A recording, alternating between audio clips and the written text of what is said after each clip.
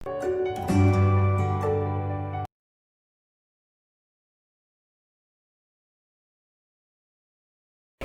Morning student. बेटे स्वागत है आपका त्रिवेणी मेमोरियल सीनियर सेकेंडरी स्कूल की ऑनलाइन क्लासेस में। तो मैं आज आपकी रिम जिम की हिंदी की पाठ्य पुस्तक से कक्षा 3 के लिए पाठ 10 करवा रही हूँ, जिसका शीर्षक है क्योंजीमल और कैसे कैस लिया। नाम से ही आपको अलग सा लग रहा है चैप्टर। क्योंजीमल यानी कि एक ऐसा बच्चा जिसका नाम हमने क्योंजीमल रख दिया है, और दूसरा एक ऐसा बच्चा जिसका नाम हमने कैस लिया लिख दिया है। वो क्यों रख दिया है, क्या जरूरत पड़ी उसका रखने की, तो वो हमें यहाँ पर इस कहानी में पता चलेगा। क्योंकि क्योंजीमल क्यों नाम रखा, क्योंकि वो हर बात में क्यों क्यों क्यों हमेशा क्यों क्यों क्यों पूछता है। और कैस लिया को कैस लिया क्यों बोला, क्योंकि वो हर बात में कैसे कैसे कैसे पूछता है, हर बात को पूछता है कैसे हुआ। और क्योंजीमल क्या पूछता है, क्यों हुआ। तो कहानी किस प्रकार शुरू होती है। एक बार जो गुरुजी थे वो आटा पिसवाने जा रहे थे, तो वहां पर क्योंजीमल आया और गुरुजी से बोला, गुरुजी आप कहाँ जा रहे हो। तो गुरुजी ने कहा, भाई मैं आटा पिसवाने जा रहा हूँ। तो उसने कहा, क्यों क्यों क्यों क्यों क्यों। और कैस लिया ने क्या कहा, कैसे कैसे कैसे कैसे कैसे। तो वो कहता है कि क्यों, क्योंकि भाई आटे से हम रोटी खाएंगे और रोटी नहीं खाएंगे तो हमारे अंदर शक्ति कैसे आएगी, इसलिए मैं आटा पिसवाने जा रहा हूँ। और कैसे, मैं साइकिल से जा रहा हूँ। मैं तो वैसे पैदल ही जा रहा था, लेकिन जो शिवदास हैं उन्होंने अपनी साइकिल मुझे दे दी और इसलिए मैं साइकिल पे जा रहा हूँ। उसके बाद उसने पूछा कि ये जो आटा है ये आप सानेंगे। फिर उसने क्योंजीमल ने क्या कहा, क्यों क्यों क्यों क्यों सानेंगे। और फिर उसने पूछा कैसे कैसे कैसे कैसे सानेंगे। तो उसने कहा सानेंगे। बेटा यहाँ पर सानेंगे का मतलब छानेंगे नहीं है, क्योंकि सानेंगे होता है आटे को पानी से भिगोना, उसे गूंथना, जिसको आप बोलते हो गूंथना, ठीक है। और फिर उसकी चपातियां बेलेंगे और फिर उसको आंच पे पकाएंगे। जब आंच पे पकाएंगे तो वो रोटी हमारे लिए खाने के लिए तैयार हो जाएंगी। फिर कैस लिया ने पूछा कैसे कैसे कैसे, तो उसने बताया कि हम पहले सानेंगे, बेलेंगे, पकाएंगे और उसके बाद ही हम खाएंगे। फिर से उन्होंने उसके बाद में दोबारा से वही वाक्य कि क्यों क्यों क्यों कैसे कैसे कैसे क्यों क्यों क्यों कैसे कैसे कैसे। तो यहाँ पर गुरुजी ने सोचा ये तो अजीब से बेवकूफ है, हर बात पे प्रश्न उत्तर डाल रहे हैं क्यों क्यों क्यों और कैसे कैसे कैसे। तो इसलिए गुरुजी के मन में आई, अगर मैं इन्हीं की बातों में फंसा रह गया तो मेरी तो चक्की ही बंद हो जाएगी। और उसके दिमाग में ये बात आते ही कि चक्की बंद हो जाएगी, और उसने फट से क्या किया, गुरुजी फुर अपनी साइकिल लेके भाग गए। क्योंकि उन्हें पता था जब तक मैं यहाँ खड़ा रहूंगा ये तो मुझे आटा पिसवाने जाने ही नहीं देंगे, इसलिए वो वहां से फुर हो गए। तो इस जो ये कहानी है बेटे, उससे हमें क्या शिक्षा मिलती है कि हमें व्यर्थ की बातों से बचना चाहिए। कि हम जब कभी भी कोई भी व्यर्थ की बातें करता है तो उससे बचना चाहिए।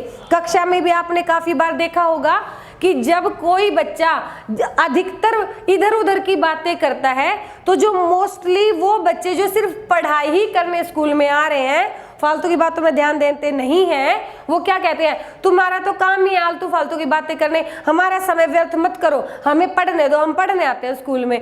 तो करते हैं ना ऐसा बच्चे। तो यही बात है कि जब बच्चा पढ़ाई में पूरी लगन से पढ़ता है तो वो फालतू की बातों से दूर रहता है। और ये सिर्फ पढ़ाई की बात नहीं है, आपको पूरे जीवन में जब भी कभी कोई भी इंसान फालतू की बात करे, आपका समय बर्बाद करे, तो वहां आप रुचि ना लें, क्योंकि समय बर्बाद करना मूर्खता है। क्योंकि जो समय चला जाता है वो वापस कभी नहीं आता। क्योंकि इस दुनिया में सबसे अनमोल अगर कुछ है तो वो आपका समय है। अगर कोई अपना समय आपको दे रहा है और वो अनमोल है तो आप ले सकते हो, लेकिन कोई अपना समय हमें दे रहा है लेकिन हमारा भी बर्बाद किए जा रहा है, तो वो समय हमें किसी का नहीं लेना है। तो ठीक है, हमें व्यर्थ की बातों से बचना चाहिए। तो हमेशा की तरह हम यहीं से इसके शब्दार्थ और प्रश्न उत्तर कर लेते हैं बेटे। क्योंजीमल जो हमेशा प्रश्नों में क्यों क्यों करता है। कैस लिया ऐसा इंसान, ऐसा बच्चा जो हमेशा प्रश्नों में कैसे कैसे करता है। गुरुजी यानी कि जो हमारे आराध्य होते हैं, गुरु तो भगवान के समान होता है ना, तो अध्यापक हम यहाँ बोल सकते हैं। आटा, गेहूं के पिसे जाने के बाद का रूप। सानेंगे, गूथेंगे, बेलेंगे, रोटी को गोल करेंगे और पकाएंगे, आंच पर उसे सेकेंगे। चक्की, गेहूं से आटे में परिवर्तित करने वाली वस्तु। उसके बाद गुरुजी हो ही गया है। फुर यानी भाग जाना। शिक्षा यानी सीख। व्यर्थ यानी बेकार की बातें। बचना यानी दूर होना। अब यहीं से हम इसके प्रश्न उत्तर करेंगे। पहला प्रश्न, कहानी क्योंजी मल और कैसे कैसलिया में कितने व्यक्ति हैं? तो उत्तर होगा कहानी क्योंजी मल और कैसे कैसलिया में 3 व्यक्ति हैं। पहले क्योंजी मल, दूसरे कैसलिया और तीसरे गुरुजी। दूसरा प्रश्न, क्योंजी मल की क्या आदत थी? क्योंजी मल की आदत हर प्रश्न में क्यों क्यों क्यों करने की थी। तीसरा प्रश्न, जो कैसलिया था उसकी क्या आदत थी? कैसलिया की आदत हर प्रश्न में कैसे कैसे कैसे करने की थी। चौथा प्रश्न, क्योंजी मल और कैसे कैसलिया को रास्ते में कौन मिला? तो उत्तर होगा उन दोनों को रास्ते में गुरुजी मिले। दोनों ने गुरुजी से क्या सवाल किए? दोनों ने गुरुजी से अनेकों सवाल किए।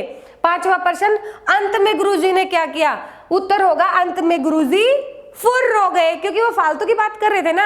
अब कोई इंसान अगर फालतू की बात करके आपका समय व्यर्थ कर रहा है तो सबसे बेस्ट तरीका है कि उससे किनारा कर लो। अपने समय को बर्बाद मत करो, क्योंकि उसका तो काम ही है आपका समय बर्बाद करना। आप उससे किनारा कर लो। उससे लड़ना, झगड़ना, बहस करना बेवकूफ़ी होगी। आप सिर्फ वहां से किनारा कर जाओ ताकि उसको अपने आप महसूस हो जाए कि हम उसका समय बर्बाद कर रहे थे।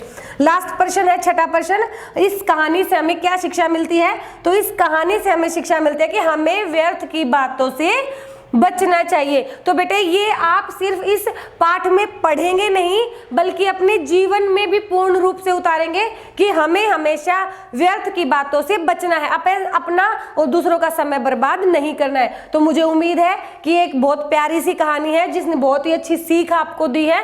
तो आपको ये जरूर समझ में आई होगी और आप इसका लिखित अभ्यास करेंगे और इसका अभ्यास अपनी बुक में भी करेंगे। ओके बेटा, थैंक यू।